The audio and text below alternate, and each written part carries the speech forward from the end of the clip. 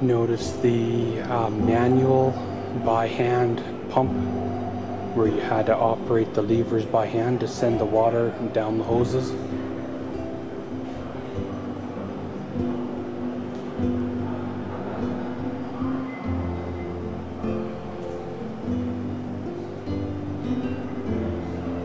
One of the first fire engines. This one here, gasoline model, so if you want to say one of the first.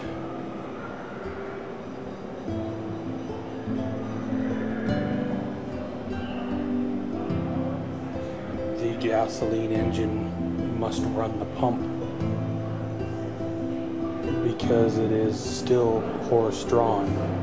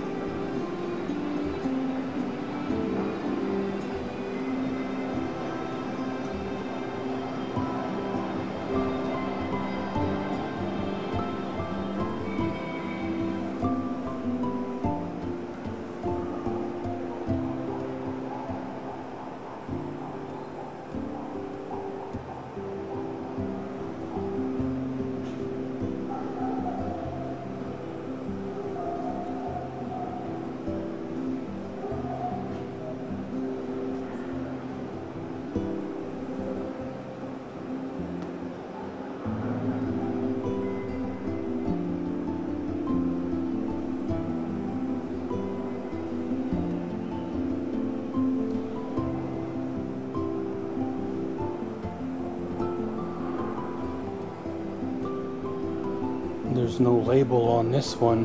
Would this have been a water wagon for hauling water? It smells oily, like they've sealed it to keep liquid in.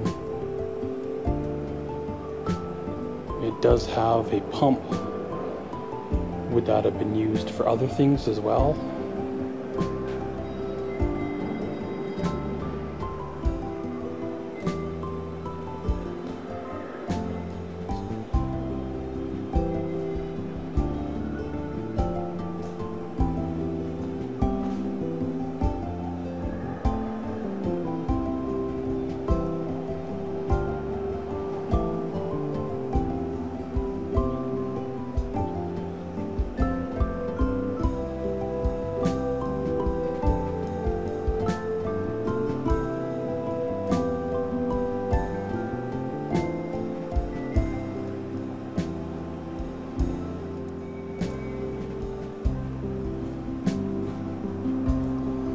Some of the wagons here are original condition, barn finds if you will.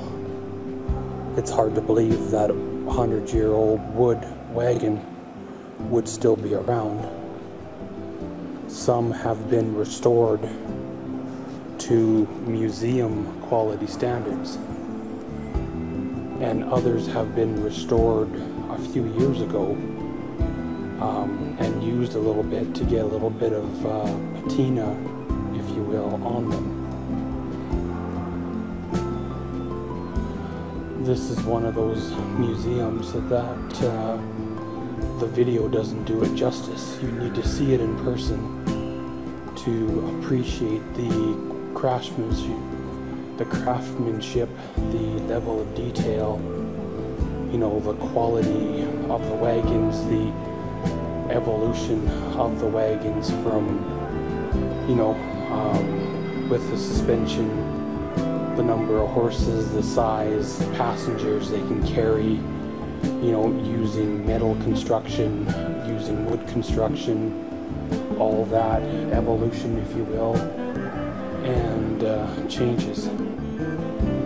Some of these little carriages were used, you know, school teachers to go to school, or couple to go to church, or small family to go to a function of some kind.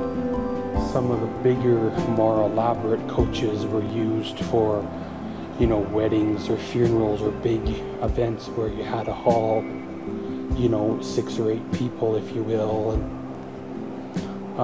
you know, windows, glass windows were a luxury. You know, the finer finishings were quite often reserved for higher end clients, higher end wagons, expensive wagons that the average family couldn't afford by far, and only those people that were well off could afford a stagecoach or you know, a wagon of their own to get around in. This one here is essentially a school bus or school van. Wagon would come, pick the kids up, take them to school, you know, drop them back off at home after school. You got another school wagon here.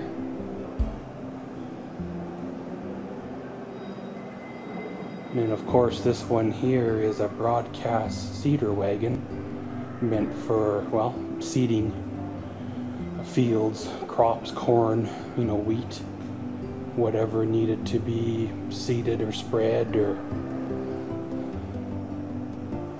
really necessity is the mother of invention. If it could be built, if it was needed and it could be built, it was built. You know, the big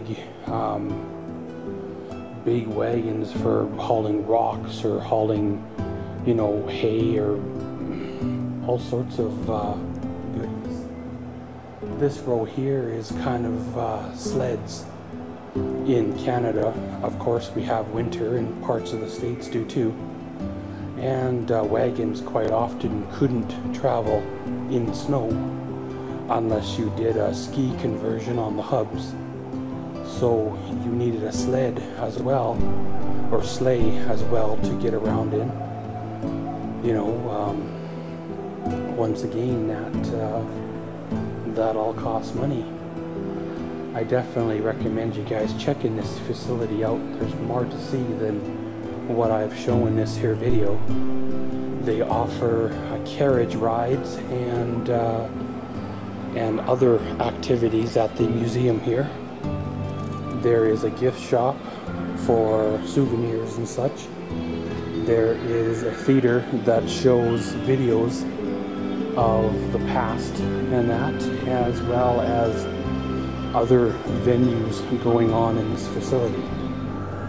This is a beautiful wheelchair-friendly all-access facility where people in wheelchairs, scooters, with mobility issues can, well, essentially get access to every display as a so-called able-bodied person can.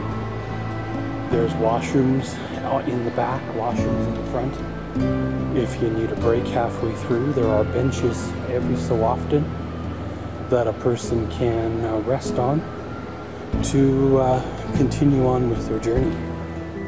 So of course I didn't film in the gift shop or film in the main foyer, if you will, you know, because there's staff and people and such, but there's a beautiful foyer. There's actually a cafeteria where you can get yourself something to eat if you so choose. Lots of room to wheel around with a bus or let off your family at the doors while you go park the vehicle and such in the parking lot. Very good facility. Definitely recommend checking out this here museum. There is a parking lot with ample parking for passenger vehicles of all shapes and sizes. Just beyond this red car, there's a larger parking lot for you know, RVs and such. Not quite sure how big of a trailer you can stick in them, but it'll probably accommodate most motorhomes and rigs that people are, well, traveling in.